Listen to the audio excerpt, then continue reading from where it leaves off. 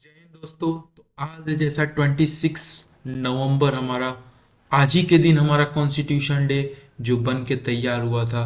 तो हम इस देखते हैं अपने इस करंट अफेयर में कि जो 26 नवंबर के क्या कुछ इम्पोर्टेंट टॉपिक है। तो दोस्तों जो पहला इम्पोर्टेंट टॉपिक है वो है हमारा एपीईसी एंड इंडिया के बारे में। दो हमारा कॉन्टेक्स्ट क्या है कि एपीईसी पहले है क्या उसके बारे में देखेंगे। तो उसके फिर इंडिया का कैसा रिलेशन है उसके साथ उसके बारे में देखेंगे। तो बात करते हैं दोस्तों पहले कॉन्टेक्स्ट के बारे में। तो कॉन्टेक्स्ट हमारा क्या है कि जो एपीईसी यानी क्या एशिया पैसिफिक इकोनॉमिक कोऑपरेशन जो 2023 में हमारा समिट हुआ है सैन फ्रांसिस्को में। हमारा ये लास्ट वीक ये हमारा जो समिट हुआ है उसको कौन होस्ट कर रहा था? यूएस होस्ट कर रहा था दोस्तों। यूएस होस्ट कर रहा था। लंबे समय के बाद हमारा यूएस के पास चांस आया कि वो अपने इस समिट को एपीईसी को होस्ट कर रहा था। अधिकतर लोग इस समय जो कॉन्जेंट मैसेज चल रहा है, अधिकतर न्यूज में मैसेज चल रहा है कि यूएस जो हमारा है थिंक इट इज बैक।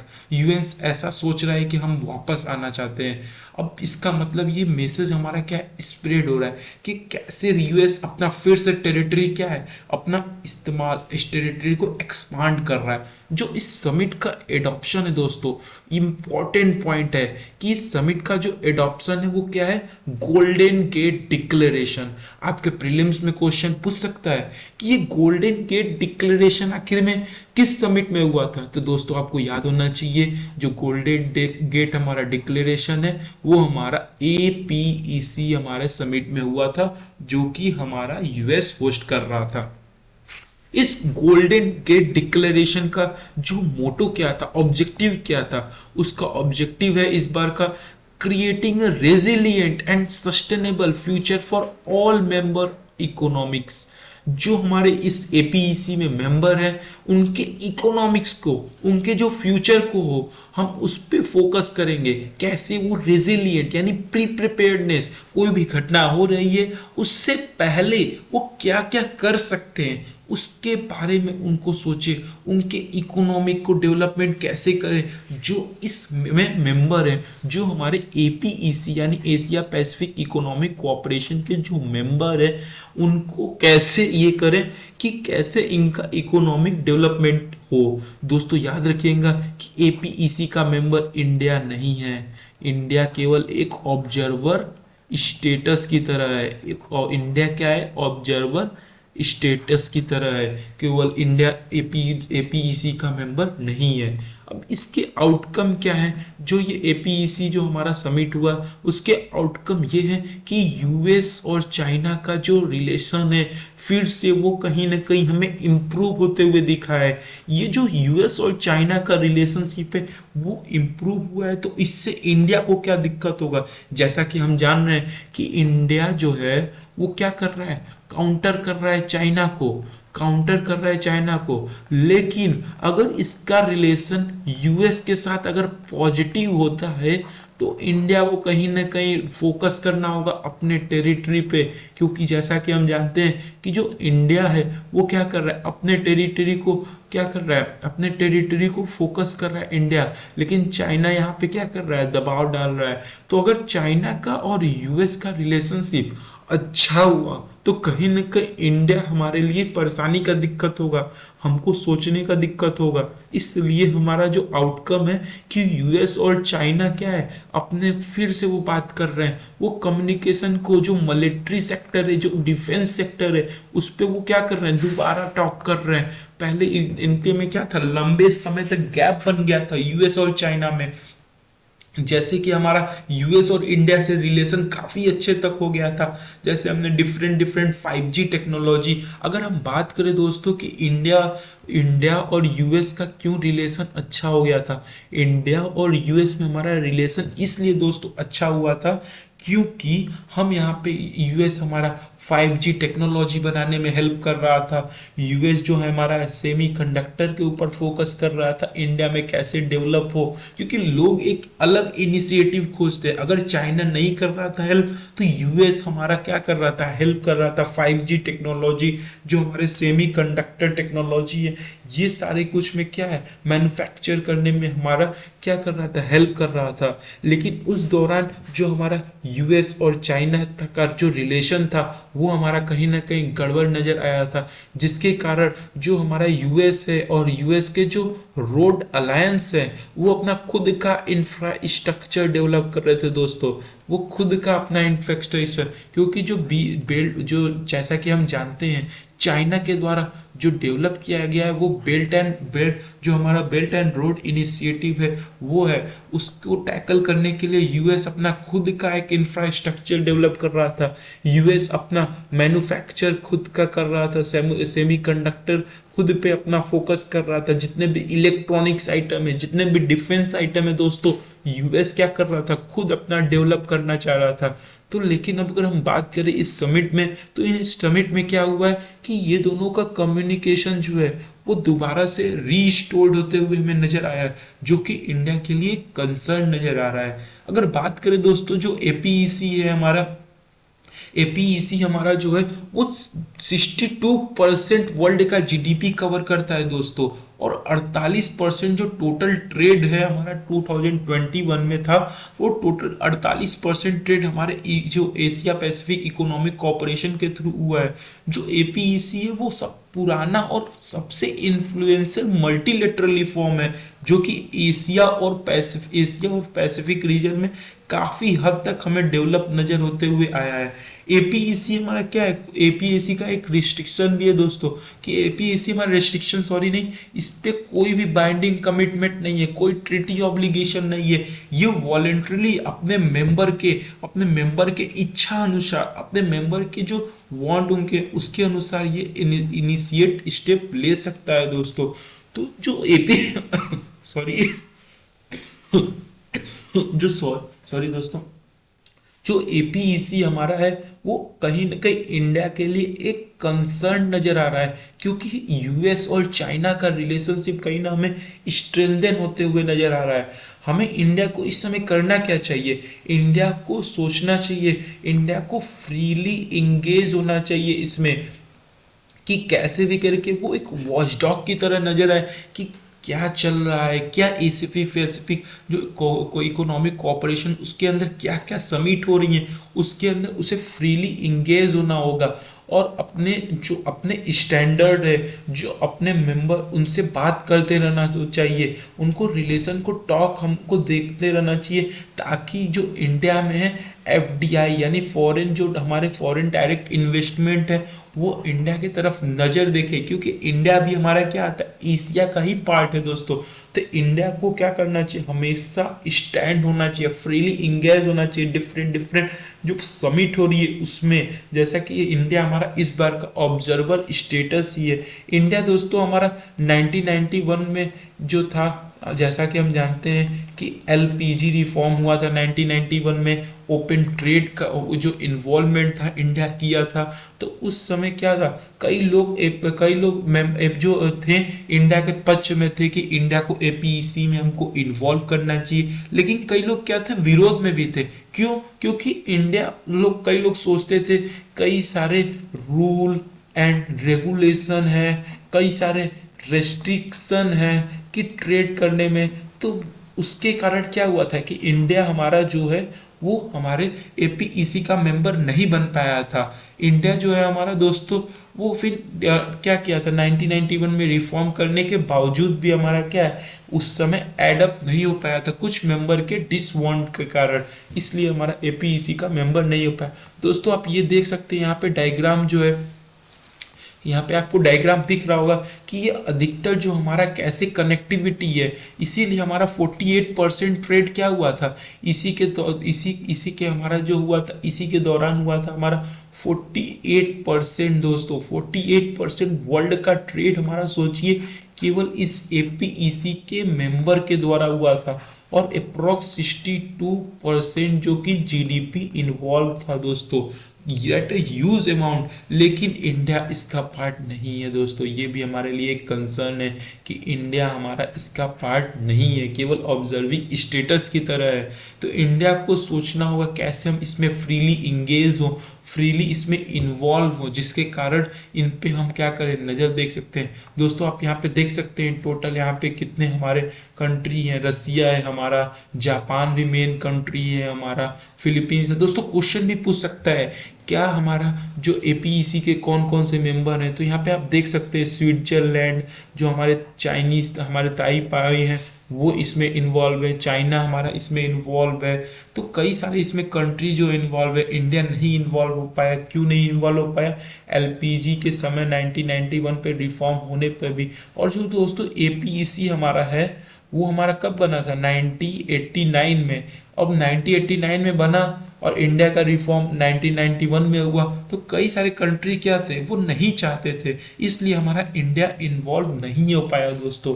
तो इसके बारे में जैसा कि हम आपको बताएं कि ये एपीईसी हमारा क्या है, एक रीजनल इकोनॉमिक कोऑपरेशन है, यानी इकोनॉमी के ऊपर ये फोकस करता था। ये 1989 में बना था। इसका जो हमारा क्या था, ये इंटरडिपेंडेंस चाहता था एशिया पैसिफिक रीजन पे। और दोस्तों यहाँ पे हम देख सकते हैं कुछ पॉइंट है कि जो इसका एम था वो क्रिएट करना चाहता था। ये सस्टेनेबल होना चाहिए, इंक्लूसिव होना चाहिए, इनोवेटिव होना चाहिए और ग्रोथ और एक्सेलरेट करे हमारे रीजनल इकोनॉमिक इंटीग्रेशन को। तो दोस्तों इसका जो है इंडिया आपको बता दिए कि इंडिया क्या है, ऑब्जर्विंग स्टेटस की तरह हमारा काम करता है।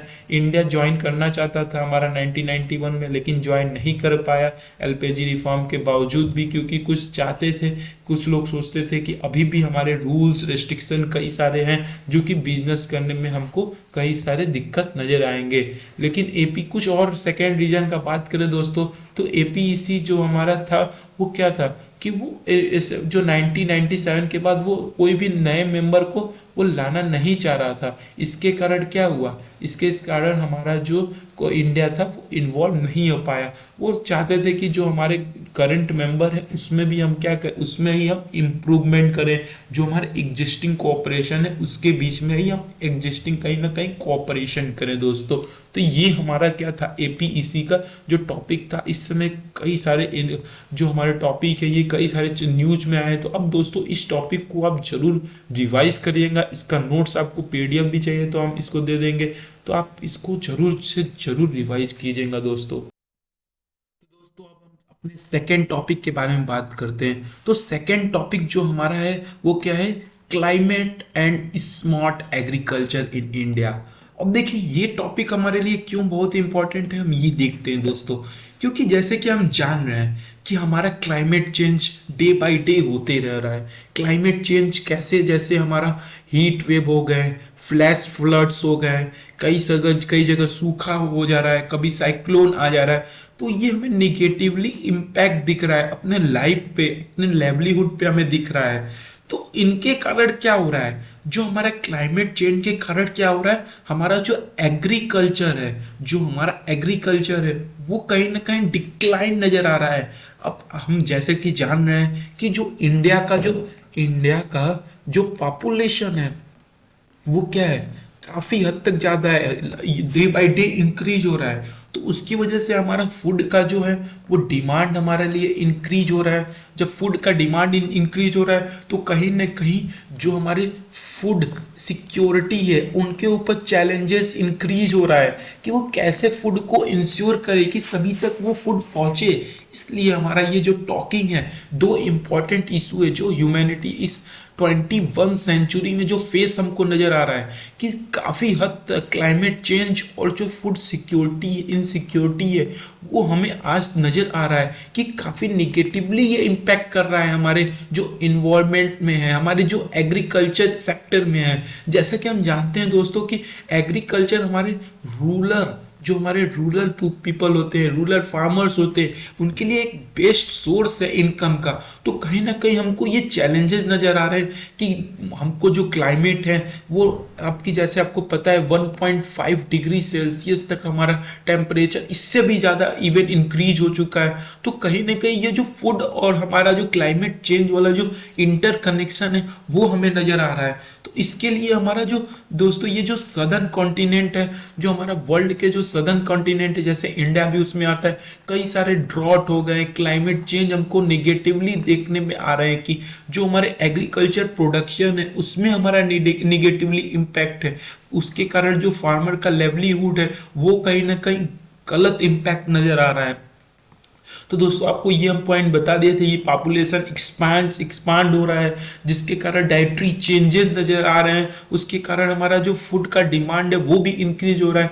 इसलिए कहीं ना कहीं दोस्तों हमको फूड का इनसिक्योरिटी नजर आ रहा है कि फूड हमको उतना पर्याप्त मात्रा में नहीं हो पा रहा है। इसलिए हमको क्या करना होगा दोस्तों, इसलिए हमको होलिस्टिकली स्ट्रेटजी फॉलो करना होगा, हमको एडाप्ट करना होगा, कुछ नए स्ट्रेटजी मिटिगेट करना होगा। किसको? ये जो हमारा क्लाइमेट चेंज है उसको हमको क्या करना होगा, मिटिगेट करना होगा। हमको ये जो हमारा रिसर्च है, कुछ रिसर्च है जो कि 60% तक हमको 2050 में और अधिक हमको इम्प्रूवमेंट चाहिए और अधिक फूड चाहिए। 60% दोस्तों, कि 60% हमें 2050 तक और अधिक हमको क्या चाहिए, फूड चाहिए, नहीं तो हमारा फूड इनसिक्योर नजर आएगा।